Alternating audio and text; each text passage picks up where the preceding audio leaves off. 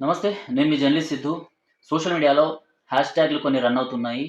So, Marwaris go back, Gujaratis go back అనేసి ఇలాంటి hash ట్యాగ్‌లు రన్ చేస్తూ ఇక్కడున్న అంటే మన తెలంగాణ, ఆంధ్రాలో ఉన్న మార్వాడి బ్రదర్స్ అండ్ సిస్టర్స్ ఎవరైతే ఉన్నారో ఎన్నో ఏళ్ల నుంచి ఇక్కడ మన రాష్ట్రాల్ని అభివృద్ధి చేసే విధంగా, ఇక్కడ బిజినెస్‌ని డెవలప్ చేసే విధంగా సో, వాళ్ళకి అగెయిన్స్ట్‌గా కొన్ని హ్యాష్ ట్యాగ్‌లనేవి ఈ మధ్యలో మనం కొన్ని చూస్తున్నాం. అవి ట్రెండ్ చేస్తున్న వాళ్ళెవరు కూడా ఈ వీడియోలో మనం మాట్లాడుకుందాం. ఎందుకంటే భారతదేశాన్ని ముక్కలు చేయాలి అంటే డివైడ్ అండ్ రూల్ అన్నది కంపల్సరీగా ఈ ఫార్ములాని యూజ్ చేయాలనేసి బ్రిటిషర్లు ఎలా అయితే యూజ్ చేసిండ్రో అలానే హిందువుల్ని విడదీయడానికి కోసము ఈ డివైడ్ అండ్ రూల్ అన్నది వీళ్ళు తీసుకొస్తున్నారు. ఇందులో ఏందంటే రాజకీయ నాయకులు అండ్ వాళ్ళ చెంచాలు కొంతమంది ఈ హ్యాష్ ట్యాగ్‌లను ఇప్పుడు రన్ చేస్తున్నారు.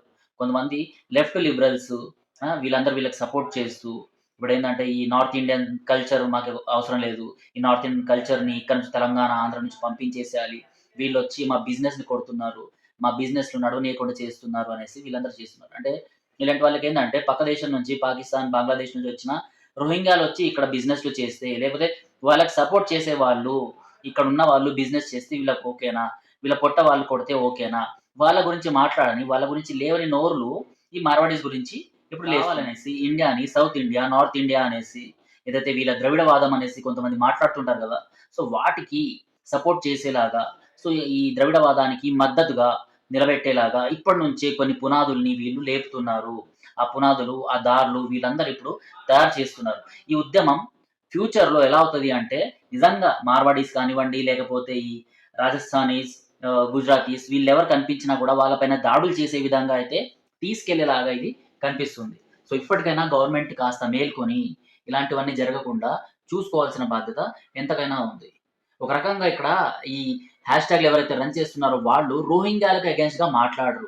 మన భారతదేశంలో పక్క దేశాల నుంచి వచ్చి ఇక్కడ ఆధార్ కార్డ్‌లు తీసుకొని ఇక్కడ మన పేరు మీద ఉన్న రేషన్ కార్డ్స్ వాళ్ళకి జారీ చేసిన తర్వాత వాళ్ళు ఇక్కడ ఈ వ్యాపారాల్లో, వాళ్ళు ఇక్కడ ఈ సొసైటీస్‌లో ఇళ్ళు తీసుకొని మన మధ్యలోనే నివసిస్తూ స్లీపర్ సెల్స్ లాగా వీళ్ళు తయారవుతున్నా కూడా వాళ్ళ గురించి మాట్లాడే వాళ్ళు మాత్రం వీళ్ళు కనిపించరనమాట. ఈ హ్యాష్ ట్యాగ్స్ ఎవరైతే ట్రెండ్ చేస్తారో వీళ్ళు అప్పుడు మాత్రం కనిపించరు. కానీ ఇప్పుడు ఈ మార్వాడీస్ అని, గుజరాతీస్ అని ఈ మధ్యలో కొన్ని థంబ్‌నెయిల్స్ చూసుకుంటే పానీపూరి వాలాస్‌ని కూడా వదిలిపెట్టట్లేదు. రోజుకి కొన్ని డబ్బులు సంపాదించుకొని ఇంటికి వెళ్తారో సో వాళ్ళని కూడా విడిచిపెట్టట్లేదనమాట.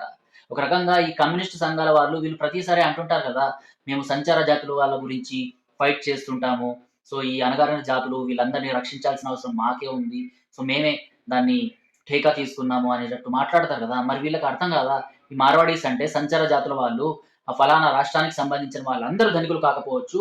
కానీ ఎవరైతే పొట్ట చేత పట్టుకొని రాష్ట్రాలు, రాష్ట్రాలు తిరుగుకుంటూ వ్యాపారాలు చేసుకుంటారో వీళ్ళు సంచార జాతుల వాళ్ళు కాదా?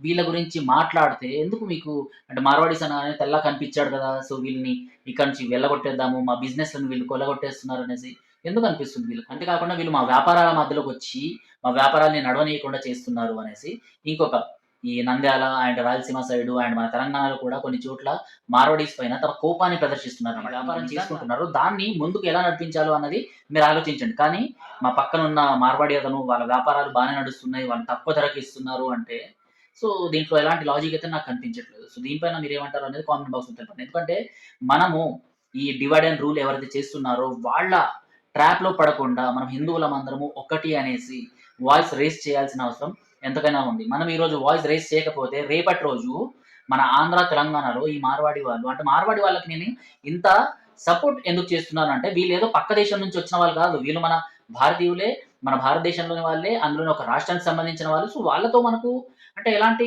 గొడవలేం లేనప్పుడు ఎందుకు వాళ్ళని మనం ఇక్కడి నుంచి తరిమేయాలి? ఎందుకు వాళ్ళ పైన మనము అనవసరంగా ఈ కోపాన్ని, అక్కసుని పెంచుకోవాలి?